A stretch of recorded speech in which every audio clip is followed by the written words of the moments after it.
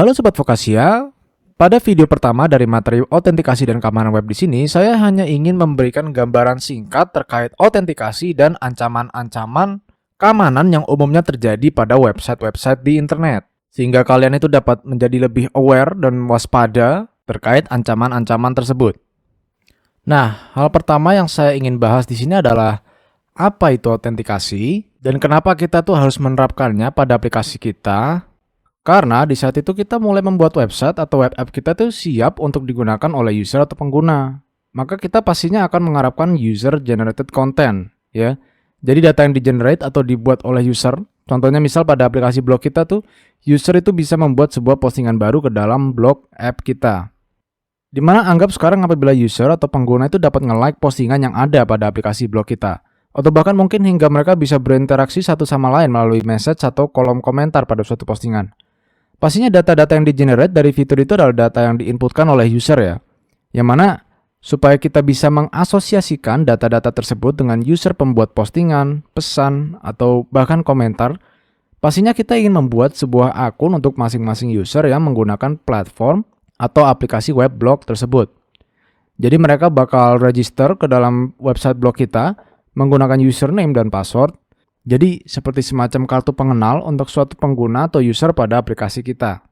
Nah, itulah manfaat dari autentikasi ketika aplikasi kita itu sudah menerapkan yang namanya user generated content. Namun, dari segi keamanan pada website kita, pastinya kita ingin memanfaatkan fitur autentikasi ini supaya data atau resource pada aplikasi kita itu diamankan atau dijaga di balik lapisan autentikasi. Ya, jadi supaya tidak sembarang orang dapat mengakses data tersebut. Contoh misal dalam aplikasi WhatsApp, pastinya dia itu menggunakan semacam autentikasi agar WhatsApp ini dapat memberikan semacam otorisasi ke user tertentu supaya user tersebut dapat mengakses data yang berhubungan dengan user tersebut.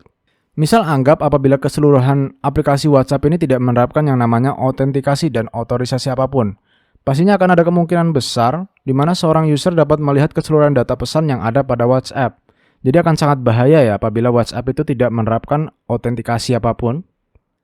Nah, di samping penerapan autentikasi pada aplikasi web kita untuk menjaga keamanan data dari masing-masing user, muncullah potensial ancaman-ancaman lainnya pada aplikasi web kita. Di mana di sini ada 5 ancaman keamanan atau bisa dibilang serangan yang umumnya terjadi pada sebuah aplikasi web di internet ya. Yang pertama ada SQL atau NoSQL injection ya, dia kurang lebih sama, cuma dibedakan dari tipe database-nya aja di sini. Lalu ada distributed denial of service atau DDoS, bisa disingkat DDoS. Lalu ada man in the middle atau MITM, cross-site scripting dan cross-site request forgery. Dimana sebenarnya pada materi video-video tentang keamanan web di sini, kedepannya saya mungkin tidak akan menjelaskannya secara detail dari keseluruhan serangan-serangan ini serta cara memitigasinya yang ampuh. Hanya beberapa serangan saja seperti DDoS dan SQL injection. Karena memang kalau kita niat untuk mendalaminya betul-betul, serangan-serangan ini tuh sebenarnya udah ranah cyber security ya. Karena memang tujuan utamanya di sini adalah supaya kalian dapat memahami gambaran-gambaran singkat terkait bagaimana cara kerjanya serangan-serangan ini agar kalian sebagai web developer itu lebih aware aja. Dimana serangan pertama yang ingin saya bahas di sini adalah NoSQL query injection ya. Atau NoSQL injection tanpa query juga bisa. Di mana di sini ada sebuah diagram yang menggambarkan skenario serangan NoSQL injection pada aplikasi web yang menggunakan basis data NoSQL seperti MongoDB ya. Nah, di mana di sini ada langkah demi langkah bagaimana cara sebuah serangan NoSQL injection itu dapat bekerja. Di mana langkah pertama yang dilakukan di sini adalah pengguna atau dalam kata lain di sini dia itu sebagai penyerang atau hackernya itu memasukkan input yang mencurigakan pada formulir di aplikasi web. Misal sebagai contoh ini adalah formulir login ya. Jadi di atas ini ada inputan untuk username, lalu di bawah di sini ada inputan untuk password. Di mana dia pada inputan password ini memasukkan sesuatu yang mencurigakan ya inputannya. Lalu aplikasi web itu akan menerima input tersebut dan menggunakannya untuk membuat query ke basis data.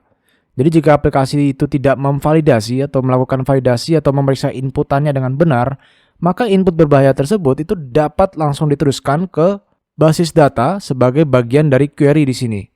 Lalu, query ini akan dikirimkan ke basis data NoSQL atau MongoDB yang berisikan operator NA, yaitu yang merupakan operator dalam MongoDB yang berarti not equal to, dengan input NE1 seperti ini ya. Jadi NE1 ini sama saja seperti memerintahkan MongoDB untuk mencari semua dokumen di mana password pengguna ini tidak sama dengan 1 ya. Nah, karena di dalam database ini tidak ada pengguna dengan password 1, maka query di sini itu akan mengembalikan semua dokumen pengguna yang ada di basis data, ya, sehingga memberikan akses yang tidak sah kepada penyerang ke informasi pengguna lain, termasuk mungkin informasi yang sangat sensitif seperti detail akun atau data pribadi ya. Dimana akibat dari query ini, penyerang itu bisa mendapatkan akses ke data yang seharusnya itu tidak diizinkan untuk diakses ya, seperti rincian akun pengguna, lalu informasi pribadi atau data sensitif lainnya ya. Jadi dalam diagram ini tuh ditunjukkan dengan penyerang yang diberikan sambutan selamat datang di sini ke akun bank Mr. Smith ya. Padahal penyerang ini seharusnya itu tidak memiliki akses ke akun bank Mr. Smith tersebut ya. Jadi sederhananya penyerang itu dapat akses secara cuma-cuma hanya berkat dia tuh melakukan inputan form seperti ini yang tidak divalidasi oleh aplikasi, sehingga aplikasi itu mengembalikan data-data sensitif terkait informasi pribadi dari sebuah akun tersebut. Nah, selanjutnya di sini ada serangan yang namanya Distributed Denial of Service ya, atau bisa disingkat DDoS. Nah, DDoS ini ya adalah serangan yang bertujuan untuk membuat sebuah layanan atau server tertentu tuh tidak tersedia dengan membanjiri server ini ya dengan lalu lintas yang berlebihan dari satu komputer atau bahkan hingga ratusan komputer sekaligus ya. Jadi sederhananya ratusan komputer ini ya yang dieksekusikan oleh seorang penyerang di sini, dia tuh diperintahkan untuk menjalankan sebuah request ke server ini ya, semuanya itu sekaligus. Dimana setelah itu server itu akan menjadi kewalahan ya untuk menangani semua request atau permintaan tersebut sehingga server itu terjadi down. Nah, umumnya dalam serangan Distributed Denial of Service ini dia tuh akan menggunakan banyak sekali komputer seperti ini ya. Di mana komputer-komputer ini yang dieksekusikan atau dijalankan oleh penyerang itu biasanya disebut sebagai bot atau zombie. Jadi hanya komputer temporary yang tujuan utamanya itu dibuat untuk membanjiri sebuah server dengan request tertentu. Nah, makanya di sini tuh namanya adalah Distributed Denial of Service. Jadi di sini adalah sistem atau komputer-komputer yang terdistribusi yang akan digunakan untuk membanjiri satu server dengan ribuan request, atau bahkan terkadang tuh kalau aplikasinya udah besar tuh bahkan hingga jutaan request sekaligus ya. Pastinya tuh kan bakal bikin server ini kewalahan. Nah, solusinya untuk menghindari ini kita bisa menerapkan semacam rate limiting ya, agar server kita di sini tidak akan kewalahan. Lanjut ke serangan berikutnya, ada yang namanya Man in the Middle atau MITM. Di mana di sini ada sebuah diagram yang menggambarkan bagaimana cara serangan ini tuh dapat bekerja. Jadi kalau kalian lihat di sini, anggap ada sebuah user yang terkoneksi dengan baik pada sebuah aplikasi web, atau mungkin anggap saja ini adalah klien dan di sini ada server. Di mana untuk sekarang dia tuh saling berkomunikasi dengan baik melalui internet ya.